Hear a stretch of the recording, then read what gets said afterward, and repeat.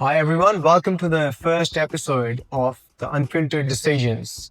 This is the podcast where we unwrap how a leader, how a founder, an operator, an enterprise leader navigated their way and what tough decisions they went through. Today my guest is Rafael, who is a co-founder of Swile, which he started with his friends in Brazil, which later got acquired by a much larger company, Swile, from France, as part of their expansion strategy. And in this episode, we'll talk about how Rafael built this company and how he's navigating his career in Australia. Welcome, Rafael, to the show. Thank you for inviting me. I'm looking forward for all your questions today. So just to start with, do you have a favorite quote? What motivates you? My favorite quote, fail fast. This quote for me is very important because it shows to don't stay stopped at all. You need to act. So it's easier to understand with your failures, to learn with your failures, than you keep thinking and don't acting. So I think this quote for me is very important. Yeah, that's interesting. Fail fast is one of my favorites too, actually. So I wanted to know, just for our viewers, where are you based in Australia here? I'm based in Coogee, near to the beach, here in Sydney. I'm Brazilian, I love beaches, so. So I understand the beaches, right? So what does a perfect Saturday look like for you? Perfect Saturday. We'll involve the beach for sure. I love sports like beach tennis, beach volleyball. Sometimes I can start with beach tennis, go to beach volleyball, enjoy the day with friends, have some drinks, have a few good moments, and also enjoy with family.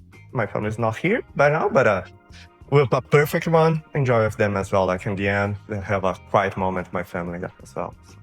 I know, right? My family is overseas too. It's a bit of a challenge. But hey, if I asked your friends or family, what are you weirdly good at? What would they say? What I'm really good, I'm kind. Pay attention for people. I care for people. So doesn't matter what we're doing, if it's business, if it's enjoying, if it's life, family. I use make people to feel engaged, make people to feel valuable, like make people to help people to grow. Like it doesn't matter if it's again not business or health, life. If you can mention one example in beach volleyball, people say, "Oh, maybe you should be a coach." I'm not that good to be a coach, but as I have the way to come here, people, let's show how is the basics, let's show how to practice the patience or something, and make people enjoy more the volleyball day with us. So it's very common to have people that are new to the group. So I make people feel comfortable, So I think everything starts with the kindness, So. Hey, that's really nice, man. You are a kind man, no doubt. I think in my dealings at least. So take us back a little bit, right? Just for our viewers. When we were in Brazil, what were you like as a kid? What did you obsess over? What did you like to build, break? Tell us more. I love drawings for beginning. I draw all the time Formula 1 cars or airplanes. I'm passionate about both things. I love to do that a lot. And with the drawings comes to think a few things like I want my money. So I start to draw with a friend, like a cartoon, but you need to buy the small pieces so you can stickers. So I draw the stickers and try to sell to my friends. It was one of the first things that I did as a kid. So I put all together, the drawing love and the want money. I did a few things. My mom used to be artisan. She did handworks. And one of the things I did some research based on soccer teams. So and try to sell to my friends. And also, I really into competition. I like the competition game. So, trying to be better. And I organize volleyball tournaments, soccer tournaments, and hey guys, let's come here. And also, after party, even if I was 10 years, 12 years old, I started to organize this. And my house was always full of people. So. Yeah, I remember you telling me about volleyball. So it sounds like a very long time love for you, right? So let's move more towards tech now. So when was the time when you first time, it came to your brain that look, let's build something? build something. Well, not about this small bit when I was a kid, more technical. I was in the end of my uni, and I remember that my friends come, oh, gonna have a startup weekend event. So, oh, I wanna know more about startup. So it was like 3 days event, Friday, Saturday, Sunday, immersive event. So I start to know how the startups work. So I say, oh, it's not that hard to build a company. Like, no, it's hard, but in Brazil, think about the bureaucracy and say, no. If you have an idea, if you talk to the right investors or something, you can build something. It's more feasible than I thought. And is where I said, I want to do that someday. So this event opened my eyes. Yeah, so now that we have gotten into this building phase, I want to know that spark. Like, what problem were you trying to solve when you were working with your co-founders and you built the V thing? Yeah, V benefits, they came up with the idea, like in Brazil we have the largest market in the world about employee benefits. So there's a lot of laws that obligate the companies to pay meal vouchers, grocery vouchers, fuel vouchers, a lot of type of vouchers benefits for the employees, and was so tight.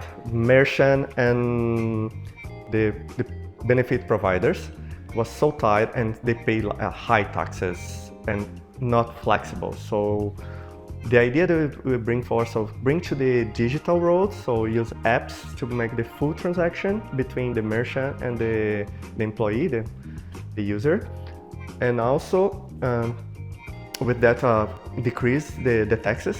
So, and the other thing was to make it flexible, because to attract more employees, to attract talents, the companies, they pay more than the laws obligated. So let's say it's $500 per month and they pay you 1,000. So these 500 difference could be used in different benefits, because your wife can have another benefit, so you don't need to use that benefit. So if you can use for example, buy medicines, buy opposite things, buy studies, courses, is where we found a gap. Like, we can grow in this one. We can make the flexible benefits so the employee can use even more that benefits. So, but why you and your co-founders? What did you guys bring to the table? We started with 2 founders. So the one guy that they have more than one business. So the one that came with the initial idea, and the second founder, like, they met and said, hey, let's do that. So they bring the idea, they run to investors to bring money, so to make the project feasible. And they start to bring the tech founders. Yeah. So they bring a software architect, an Android developer, iOS developer, and they're still needing more hands. Is where where I came. I could do everything, so I could speed up any part of the job. So let's do it, because I can do Android, I can do iOS, I can do architect, so backend, and basically that. So we started specific positions for the tech founders, and the main founders are more about the idea and money, investors. Now I want to get to the next, like, the more messy part of the journey, right? Like, what were the next 90 days for you? What was the messy part in the journey? Yes. The messy part, let's see. Startup, we're not all dedicated. So everyone has a second job, everyone's doing something else. So integrate the team with, like, when someone has space, when someone has time,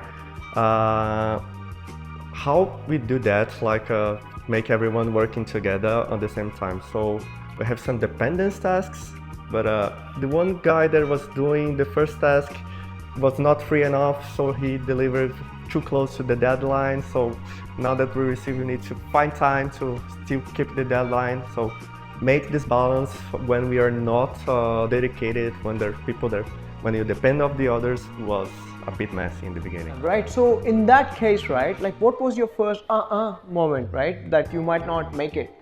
We had the problem, the adoption, because we need to, as we came with full mobile app solution.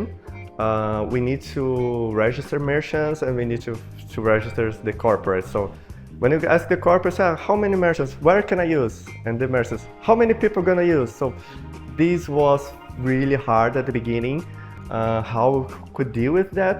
So sometimes I think maybe we have a great idea, but maybe we cannot do that because we're struggling how we can pass that and go forward. Yeah, look, I mean, in my SaaS journey, adoption has been the lifeline, to increase your MRR, ARR. So what was your first sign when you were into something, when driving adoption with this team, like the first customer, the first big project and so on? Just give our viewers a little bit of a view on, how you were traversing the journey. Yes, when we were in the first course, customers was not exactly so like say, we're gonna do that, it's something big. But when I think we finally start to breaking up what I was talking about, these things, how to enter in the market. So when we get like our first big win, I think we got a customers with 170 employees. So these was now I think the thing will go. Now we start growing. I can see that we're growing, and I can see that we're gonna get there. It comes with a lot of challenge, like the system, we had to force the system to be ready for this amount of people. So the dynamics start to change very fast, but I said, now we're going. Yeah, right. So you were kind of moving very fast. I'm just really curious to know, what was your role like as a co-founder? What were you doing day to day? This is like a good question. I used to say that I have multiple roles. Brazil is not easy to get investment, so you have all the time a very small team, so you have to do more than one thing.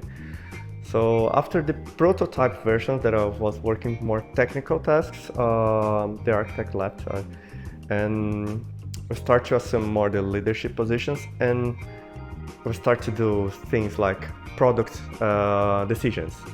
So I had meetings with the founder, the product owner, and the CTO. So we start to decide what is going to be our focus, what we're going to be our next 3 months, next 6 months roadmap. So and also thinking in new features. I could give a position. Let's do these features. I think will be good for our system, and we implemented some of them.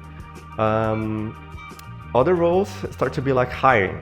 I start to hire people, so we didn't have a people team like a HR team, so I have to put the job advertisement on LinkedIn or on other channels, talk to people, invite, make the interviews, and even though keep the technical tasks and keep the technical project management.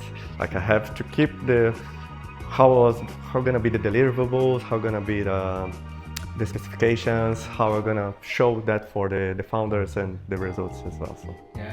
So it's a lot of roles in this beginning. Hey, I can see that, right? Like you were wearing quite a few hats to get through your day. But I'm just interested, when did you stop being a do-it-everything builder to start being a leader? Being a leader, I started being a leader since the prototype finished. But as I said, it's a small team, I have to do a lot of other things as well. But be more exclusive as a leader after the acquisition. Only after, because with the acquisition, we finally get money to grow the team. So I could set up the teams, divide in more small teams, scrum teams.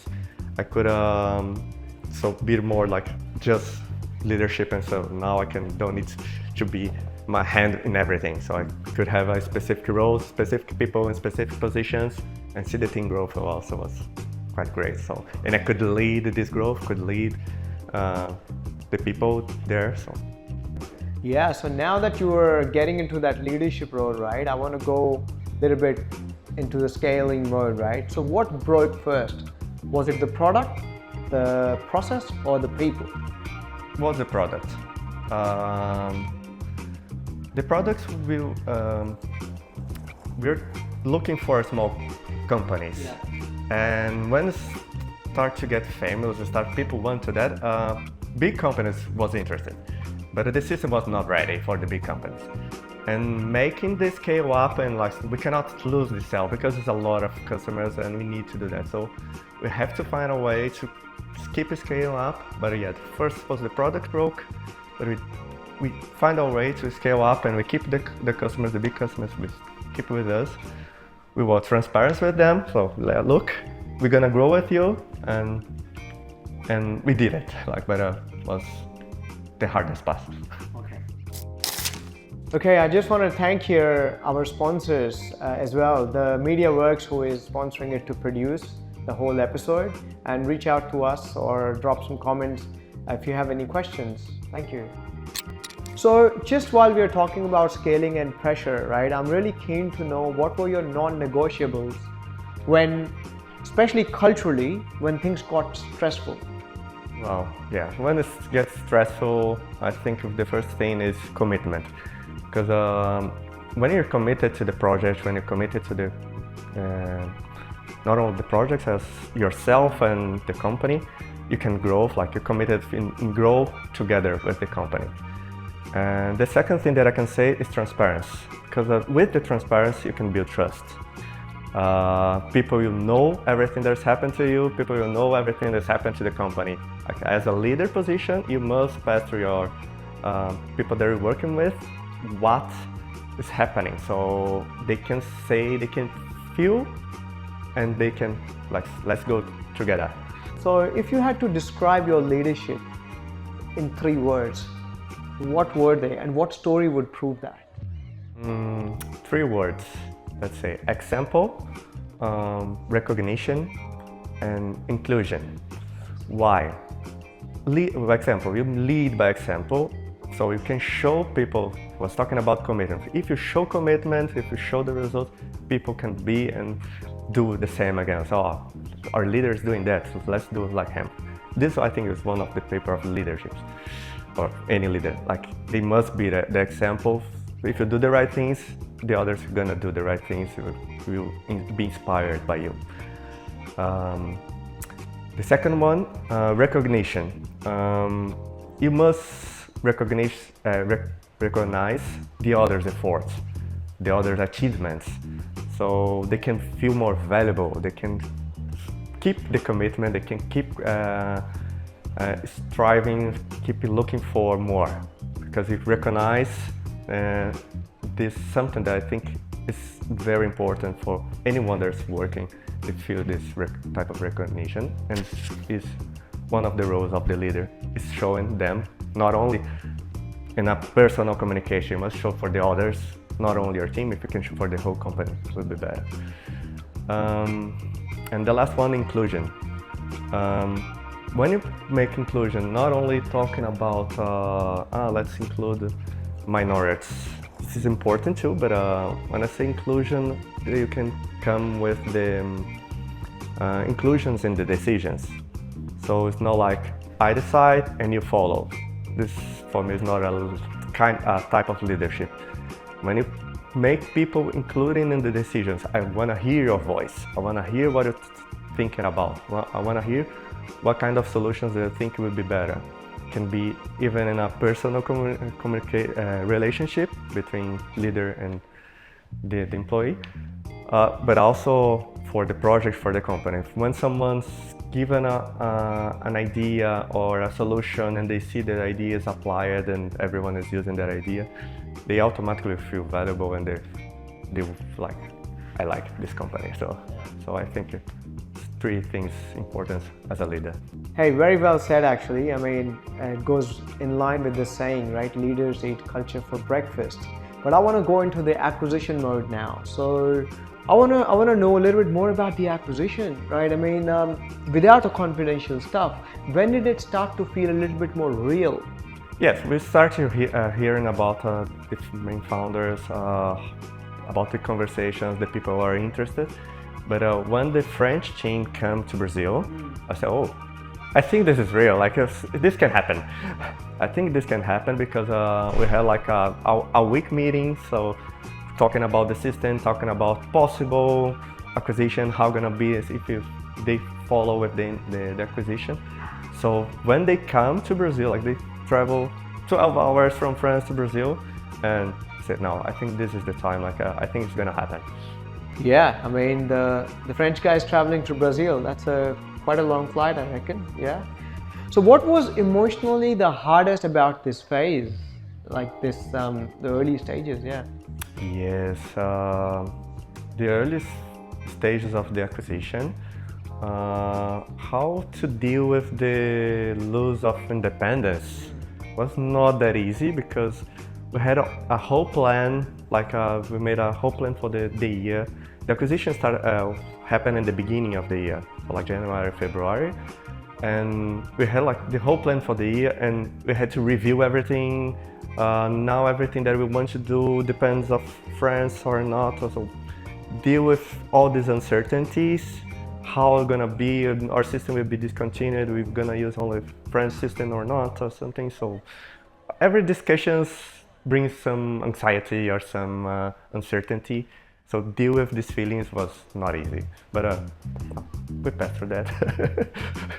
Yeah, I feel this uncertainty is pretty much an entrepreneur's dream in a way, because that uncertainty leads to bigger success. But I want to know a little bit about the post-acquisition.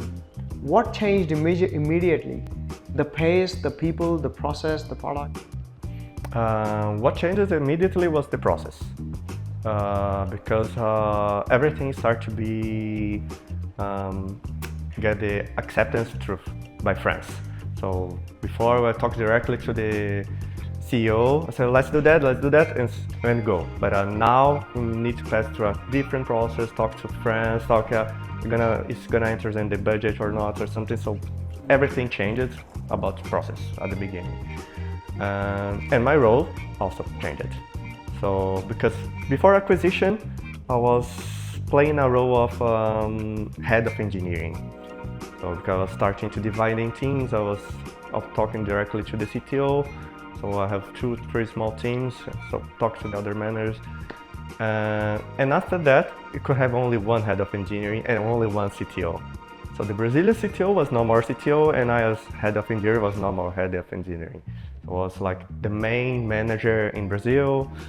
And the CTO started to be like the Brazilian director, technical, but not a CTO. So these new roles actually took a time to understand which role exactly we were, like around 1 year or something, but was the immediate changes that we have.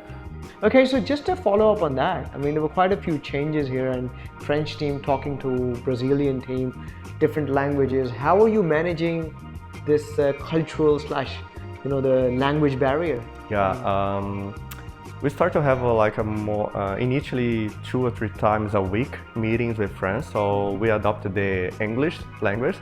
So it was not their first language, not our first language, but was quite easy to keep the conversation. Like, it was not exactly a barrier, the language.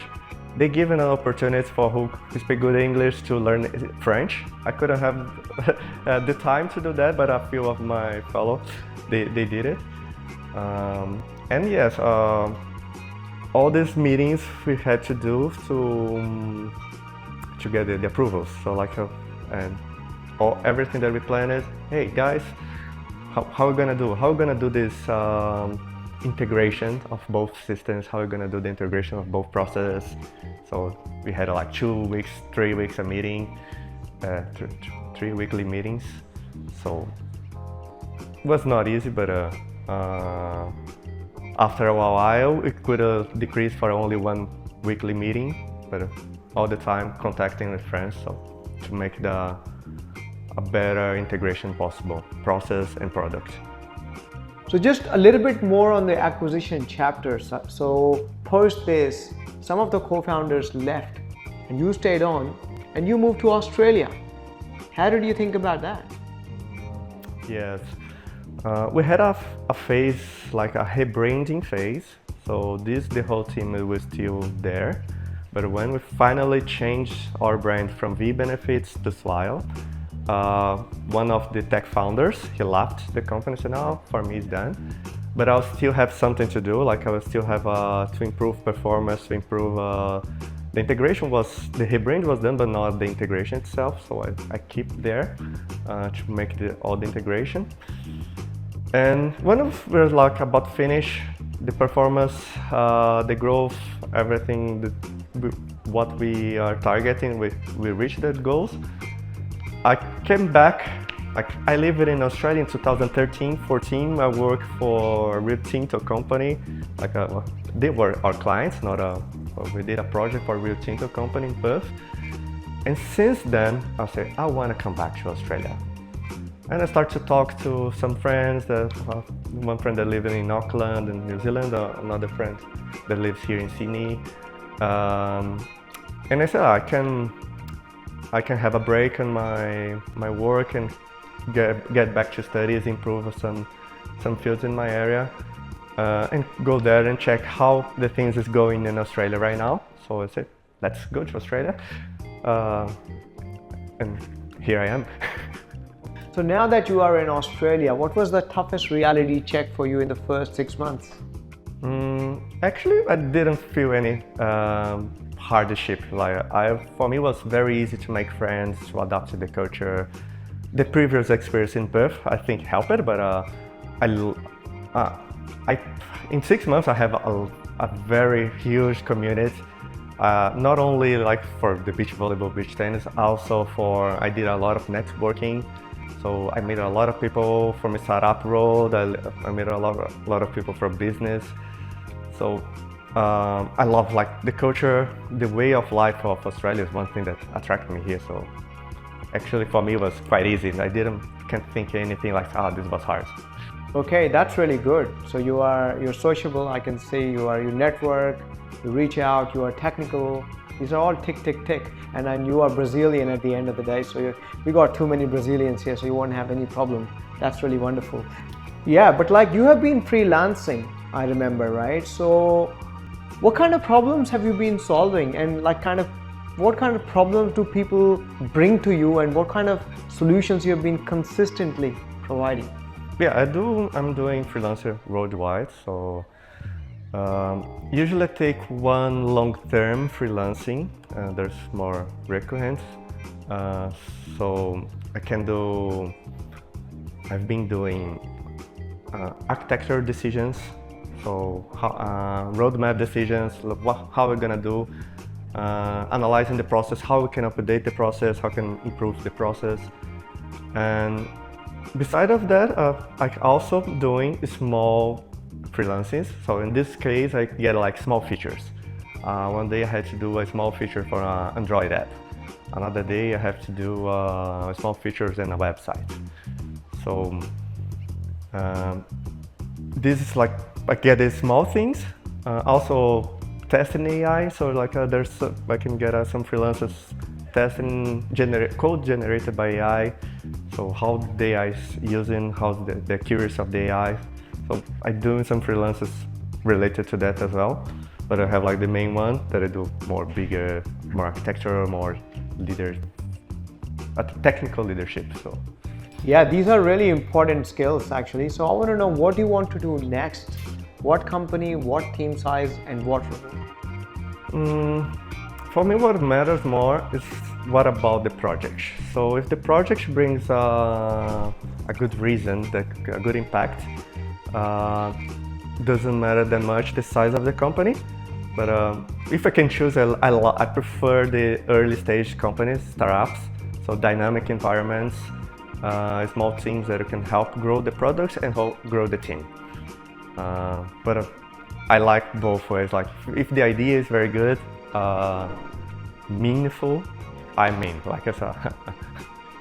Hey, that's been a really insightful conversation, Rafael. Thank you so much. I just want to do a quick rapid fire because that's what I want to do with all the other guests as well. So first question, a tool or habit you can't live without? I cannot live without my volleyball or any sports. I need a sport. If I want the beach and visiting the beach often as well, like can be beach tennis, can be beach volleyball, can be soccer. I need to do some sports, some social activities. Okay, next, one thing people misunderstood about payments or fintech. I can be more exactly about the employees fintech because the employee benefits. People don't think theirs are financial, but you have a full transaction system. The money must go out and must follow all the ISO's patterns. So to go to the merchant and come back. So it's a full payment system. And the third and the last one, if you had to start again tomorrow, what would you do differently? I would do differently the parts of prepare for the scale better. Like I think I can have a better vision in the beginning to make the scale easier. Now I have this vision better than I had in my first attempt. Okay, Rafael, thank you for that. I'm just going to summarize what I'm taking away from this. So number one, you have lived the full founder cycle, building, scaling, and navigating acquisition. Second, you are strongest where product meets acquisition, turning messy real-world problems into something that works. And lastly, you are now bringing that experience to Australia, looking for the right team and next mission. Hey, thank you so much for being here and having a chat. It's been a pleasure. Thank you. It was a pleasure chat.